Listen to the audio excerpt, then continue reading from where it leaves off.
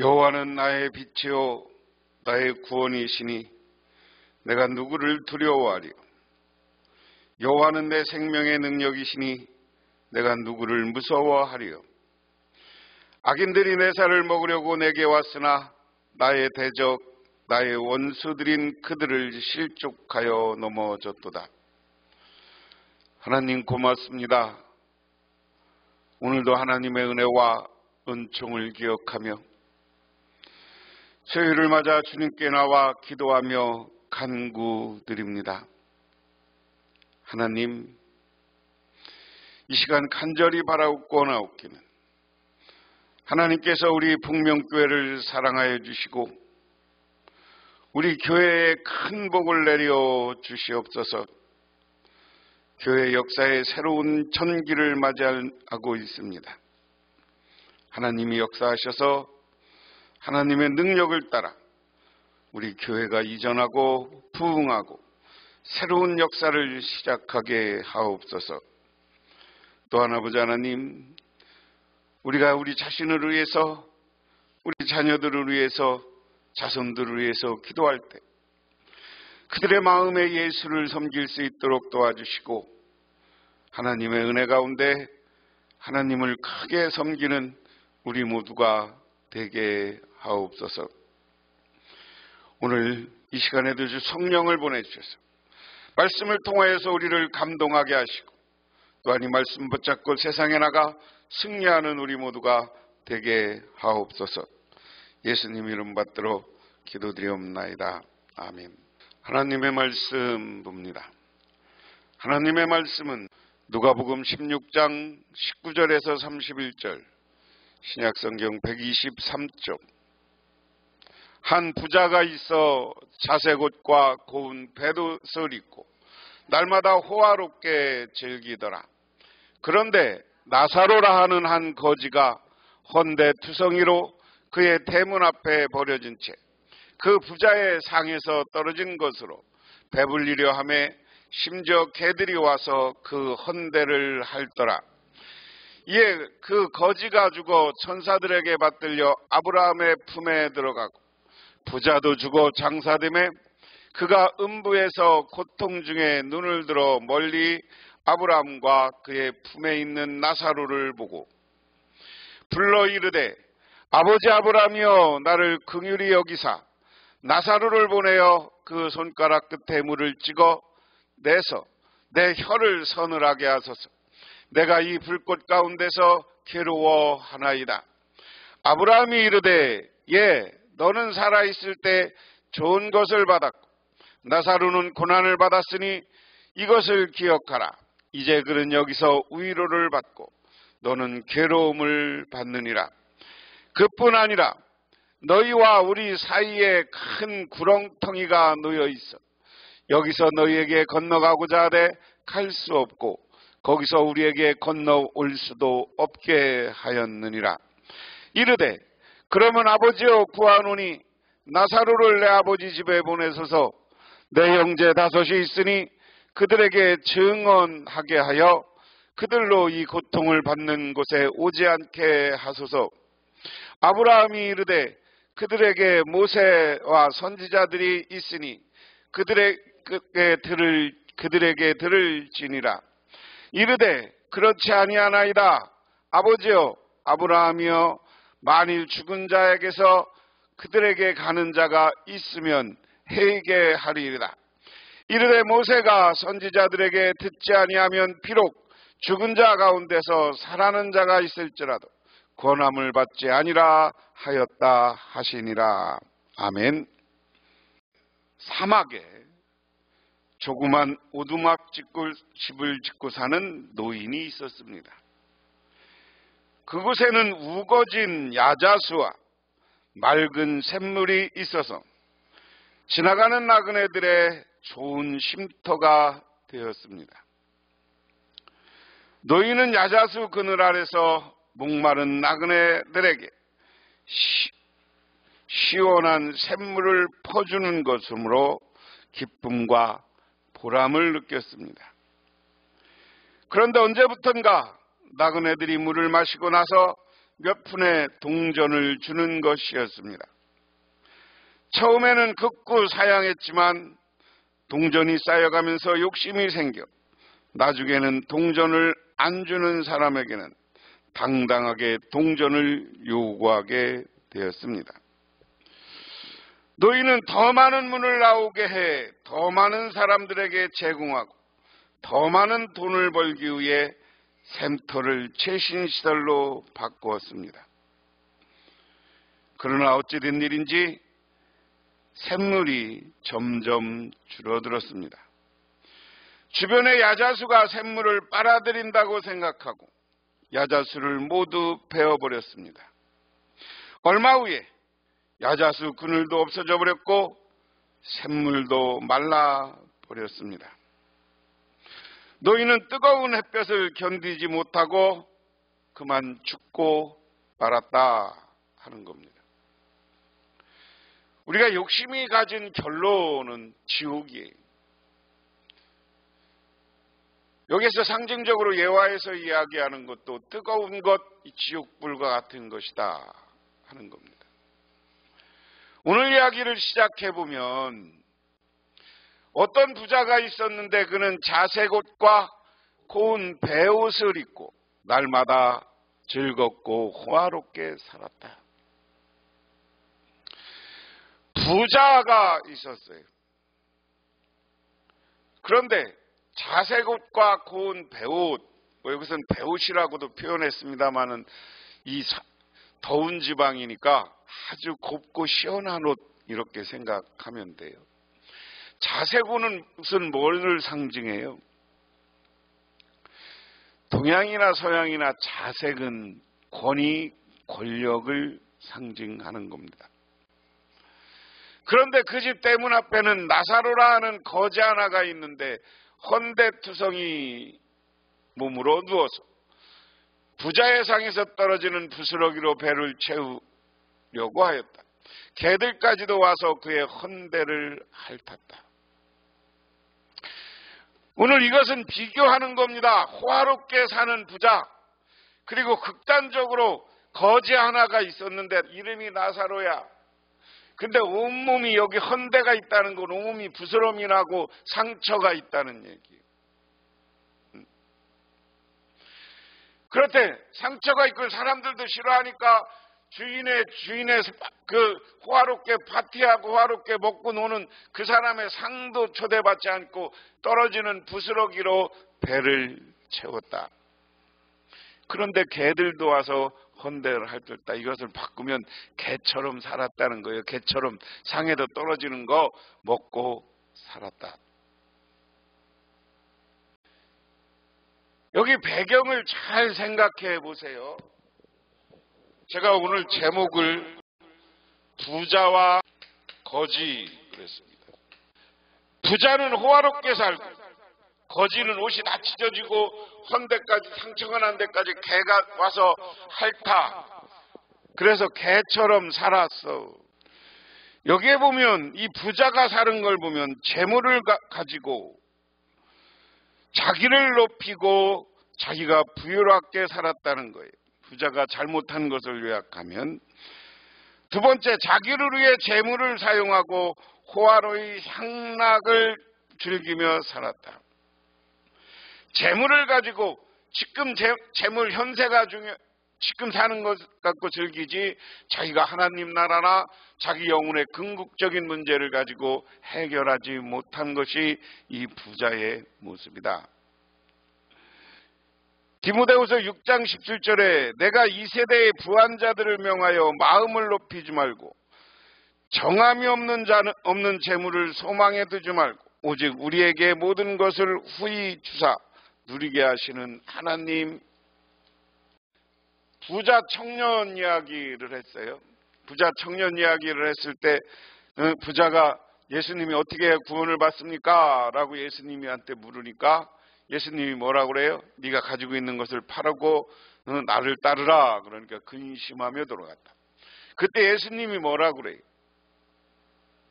부자가 하나님 나라 천국에 가는 것이 낙타가 바늘귀에 들어가는 것보다 어렵다. 오늘 그 말씀을 기억하면서 오늘 이야기하는 거예요. 오늘 이 부자는 그래서 결론적으로 자기 재산을 가지고 자기만을 위해서 향락을 위해서 호화롭게 살았고, 이 거지는 자기가 정말 개처럼 살았지만 신앙이 있는 사람이다. 우리는 이렇게 생각을 해야 됩니다. 이 부자는 호화롭게 살았고 이 거지는 뭐냐? 물질적으로는 가난하지만 마음은 가난한 사람이 아니다. 물질적으로는 가난하나 마음이 부유한 자이다. 그래서 물질적으로는 가난하지만 이 나사로는 마음은 부하고 하나님 나라를 소유하고 사는 사람이었다. 이렇게 생각을 하면 됩니다. 자, 그래서 비교해요. 그래서 오늘 여기에서 중요한 건 부자는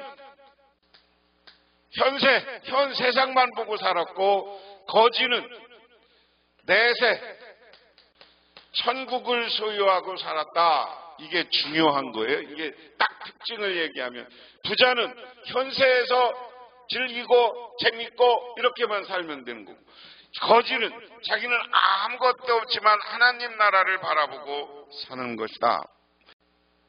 그러다가 그 거지는 죽어서 천사들에게 이끌려 가서 아브라함의 품에 안기고 그 부자도 죽어서 묻히었다. 부자가 지옥에서 고통을 당하다가 눈을 들어보니 멀리 아브라함이 보이고 그의 품에 나사로가 있었다. 상징적인 겁니다. 그래서 부자는 어떻게 한 거예요? 지옥 갔어요. 거지는 어떻게 했어요? 둘 다 죽어서 천국 갔어요. 천국을 아브라함의 품 이렇게 이야기했어요. 이야기는 뭐냐면 이스라엘 사람들은 아브라함이 천국에 가서 하나님과 함께 있다고 믿었어요. 그리고 그렇게 우리도 그렇게 믿어야 돼요.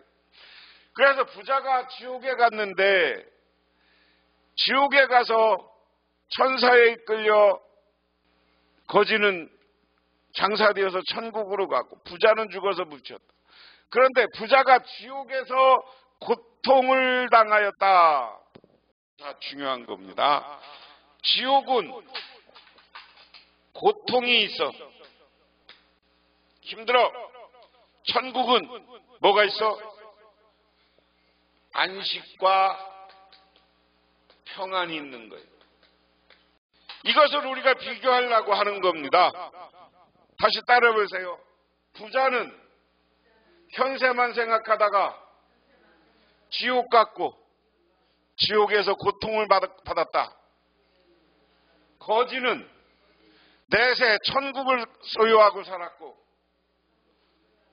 천국에 가서 아브라함의 품에 안겨서 아브라함 품에 안겨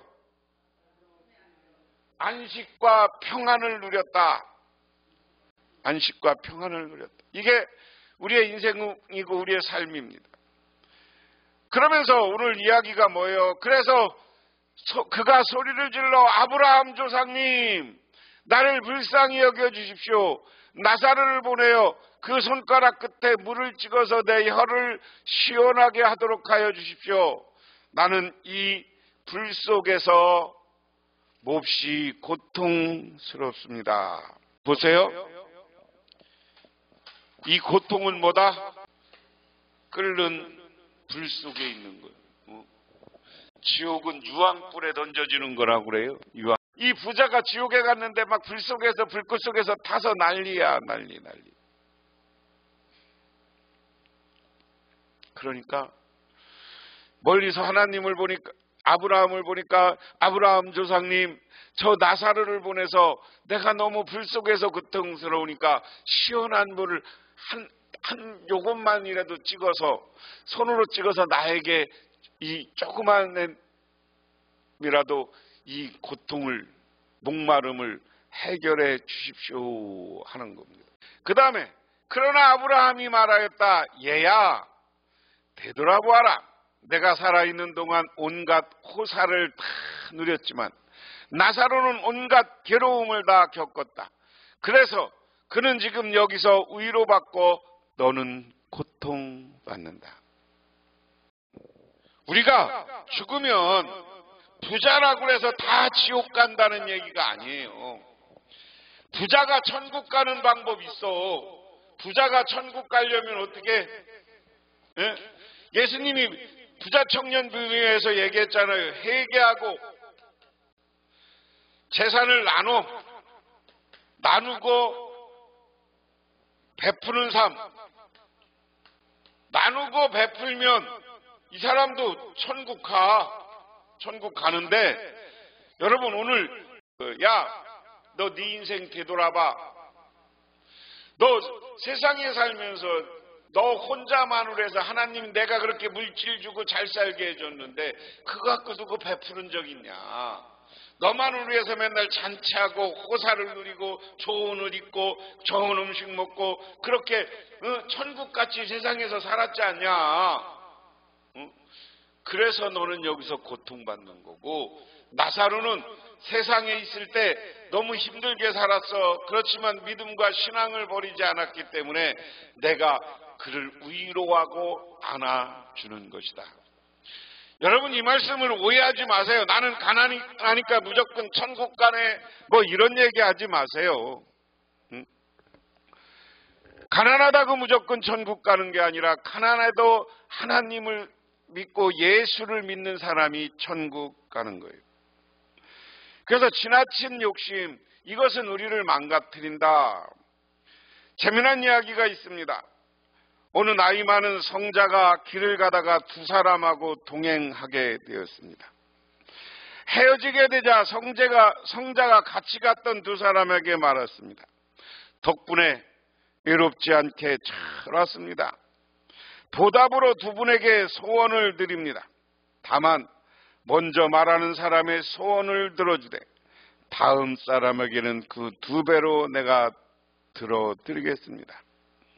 그러자 서로 말하지 않았습니다. 내가 먼저 말하면 저 친구가 2배가 되는 소원을 이루겠지. 그러나 절대 먼저 말할 수 없어 서로 상대가 먼저 말하기를 기다리다 눈치를 보면서 그 중에 욕심이 많은 친구가 야 어서 말해, 먼저 말하지 않으면 죽일 거야 라고 윽박질렀습니다. 분위기가 금세 험악해졌습니다. 그러다가 힘에 붙여 상대에게 먼저 얻어먹은 사람이 입을 열어 말했습니다. 나의 한쪽 눈을 뽑아주세요. 결국 그 사람은 한쪽 눈을, 다른 사람은 2눈을 다 뽑히고 말았다. 만일 두 친구가 협력했다면 아주 좋은 것을, 자기의 재산을 늘리거나 좋은 것을 받았을 거예요. 그런데 내가 저 사람보다 더 받으려는 욕심 때문에 둘 다 무난히 뽑아주는 불행을 겪는 거다. 이처럼 욕심은 우리에게 불행을 만나게 합니다. 지나친 욕심은 우리가 지옥에 떨어지게 하는 줄 믿으시기 바랍니다. 그러므로 우리는 베풀고 나누고 그러는 삶을 살아가시기를 바랍니다. 그 다음에 26절에 그뿐만 아니라 우리가 너 사이에는 큰 구렁텅이가 가로 있어 여기서 너희에게로 건너가고자 해도 갈 사람이 없고 거기에서 우리에게로 건너올 수도 없다. 오늘 이야기는 뭐냐 하면 천국과 지옥 사이에는 큰 구렁텅이가 있다는 거예요. 우리로 얘기하면 벽이 있다는 거예요. 벽. 이 벽은 뭐예요? 서로 왔다 갔다 하는 걸 못하게 만든 것이다. 이 벽은. 근데 이것을 여기는 우리는 벽이라고 표현하지만 여기에는 큰 구렁텅이라고 표현하는 거예요. 천국과 지옥 사이에는 완전히 갈라져 있는 것이다. 천국에서 지옥으로, 지옥에서 천국으로 갈 수 없는 것을 표현합니다. 부자가 말하였다. 조상님 소원입니다. 그를 내 아버지 집에 보내주십시오. 나는 형제가 5이 있습니다. 제발 나사로가 가서 그들에게 경고하여 그들 많은 고통받는 이곳에 오지 않게 하여 주십시오. 그러니까 이 부자가 아브라함에 부탁해. 조상님, 아브라함 조상님, 당신 품에 있는 나사로를 다시 살게 해서 저 나의 집에 보내주십시오. 그래서 나의 집에 보내줘서 내가 지옥 갔다는 것을 알리고 내 가족들은, 내 형제 다섯은 거기서 회개하고 베풀고 나누는 삶을 살아서 제발 지옥 안 오고 천국 가게 해 주십시오 하는 겁니다. 그러나 아브라함이 말하였다. 그들에게는 모세와 예언자들이 있으니 그들의 말을 들어야 한다.